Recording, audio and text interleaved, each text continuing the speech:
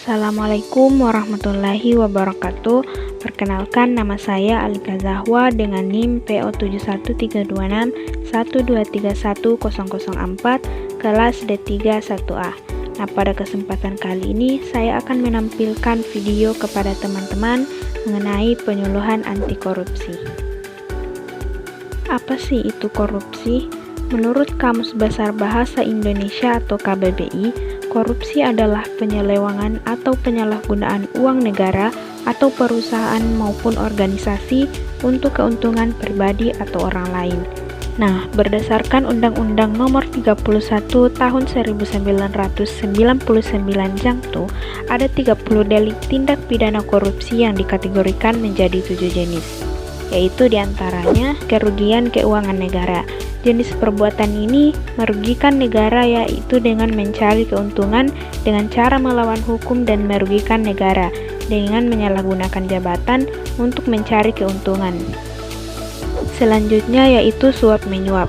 Suap menyuap ini merupakan tindakan pemberian uang atau menerima uang yang dilakukan oleh pejabat pemerintah untuk melakukan atau tidak melakukan sesuatu yang bertentangan dengan kewajibannya. Selanjutnya yaitu penggelapan dalam jabatan, di mana tindakan ini dapat dilakukan oleh seorang pejabat pemerintah dengan kekuasaan yang dimilikinya dengan melakukan penggelapan laporan keuangan atau menghilangkan barang bukti dan membiarkan orang lain menghancurkan barang bukti yang bertujuan untuk menguntungkan diri dengan jalan merugikan negara. Kemudian yaitu pemerasan. Tindakan ini dilakukan oleh pegawai negeri atau penyelenggara negara untuk menguntungkan diri sendiri atau orang lain secara melawan hukum dengan menyalahgunakan kekuasaannya dengan memaksa seseorang memberikan sesuatu untuk mengerjakan sesuatu bagi dirinya sendiri. Selanjutnya yaitu perbuatan curang. Jenis korupsi ini biasanya dilakukan oleh pemborong, pengawas proyek, rekan TNI atau Polri yang melakukan kecurangan dalam pengadaan atau pemberian barang yang mengakibatkan kerugian bagi orang lain atau terhadap keuangan negara. Nah, kemudian yaitu benturan kepentingan dalam pengadaan. Nah, contoh dari benturan kepentingan dalam pengadaan ini yaitu ketika pengawas negeri atau penyelenggara negara secara langsung ataupun tidak langsung dengan sengaja turut serta dalam pemborongan, pengadaan atau persewaan padahal ia ditugaskan untuk mengurus atau mengawasinya. Nah, jenis korupsi yang terakhir yaitu gratifikasi. Gratifikasi ini yaitu pemberian hadiah yang diterima oleh pegawai negeri atau penyelenggara negara. Gratifikasi dapat berupa uang, barang, diskon, pinjaman tanpa bunga, tiket pesawat, liburan, biaya pengobatan, serta fasilitas-fasilitas lainnya. Adapun faktor penyebab terjadinya korupsi yaitu yang pertama faktor internal yang terdapat dua aspek, yaitu yang pertama aspek individu, di mana sifat tamak atau rakus manusia, moral yang kurang kuat, serta gaya hidup yang konsumtif. Selanjutnya terdapat aspek sosial. Aspek sosial ini contohnya yaitu dorongan perilaku keluarga. Nah, biasanya lingkungan keluargalah yang secara kuat memberi dorongan bagi orang untuk korupsi dan mengalahkan sifat baik seseorang yang sudah menjadi sifat pribadinya. Nah, kemudian faktor yang kedua yaitu faktor eksternal. Faktor eksternal ini terdapat 4 aspek. Yang pertama yaitu aspek sikap masyarakat terhadap korupsi. Aspek sikap masyarakat terhadap korupsi ini berupa masyarakat yang kurang menyadari bahwa korban utama korupsi adalah masyarakat sendiri. Kemudian, masyarakat kurang menyadari bahwa dirinya lah yang terlibat korupsi. Kemudian, masyarakat kurang menyadari bahwa korupsi akan bisa dicegah dan diberantas bila mereka ikut aktif dalam agenda pencegahan dan pemberantasan. Aspek yang kedua yaitu aspek politis. Aspek politis dapat menyebabkan terjadinya korupsi. Tindakan ini dilakukan karena memiliki jabatan atau kekuasaan yang tinggi di pemerintahan. Demi mempertahankan jabatan dan memenangkan urusan politik, maka banyak orang melakukan tindakan korupsi. Aspek yang ketiga yaitu aspek ekonomi. Aspek ekonomi ini yaitu misalkan pendapatan yang tidak mencukupi. Seseorang korupsi jika pendapatan seseorang dinilai dirinya sendiri tidak mencukupi kebutuhan. Aspek ekonomi bisa menjadi dasar manusia merasa terdesak untuk mengambil jalan pintas demi mencukupi kebutuhan dan keinginannya.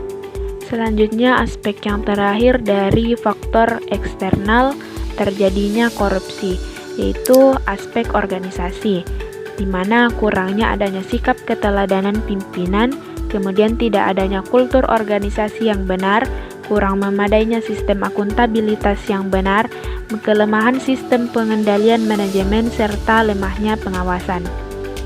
Adapun 9 nilai-nilai anti korupsi yang bisa diterapkan dalam kehidupan sehari-hari untuk mencegah terjadinya korupsi. Yang pertama yaitu jujur. Seorang dengan nilai kejujuran di hatinya tidak akan pernah korupsi, karena mereka tahu tindakan tersebut adalah bentuk kebohongan dan kejahatan. Yang kedua yaitu disiplin. Disiplin ini merupakan sikap dan perasaan taat dan patuh terhadap nilai-nilai yang dipercaya, yang merupakan tanggung jawab seseorang. Yang ketiga, tanggung jawab. Tanggung jawab akan membuat seseorang memenuhi tuntunan atau tanggung jawab yang diberikan. Orang yang bertanggung jawab tidak akan korupsi karena yakin segala tindakan buruknya akan dibayar dengan setimpal pula. Yang keempat, peduli. Peduli yaitu berarti mengasihi dan memperlakukan orang lain sebagaimana kita ingin dikasihi atau diperlakukan.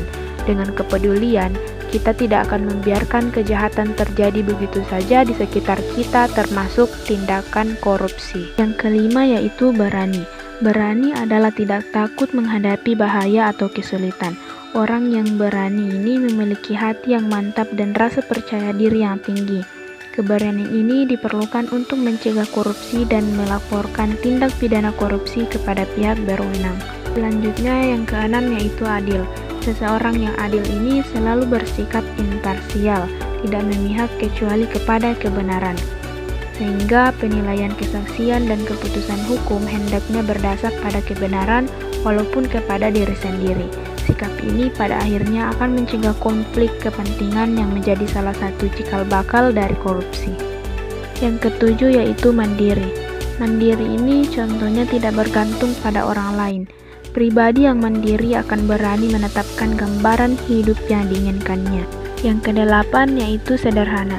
Seseorang dengan kesederhanaan mampu menggunakan hartanya sesuai dengan kebutuhan yang ada, tidak menghamburkan uang untuk sesuatu yang tidak penting. Nah, salah satu pemicu tindak korupsi adalah gaya hidup mewah yang berlebihan. Kesederhanaan akan membuat seseorang menjauh dari korupsi. Yang terakhir yaitu kerja keras.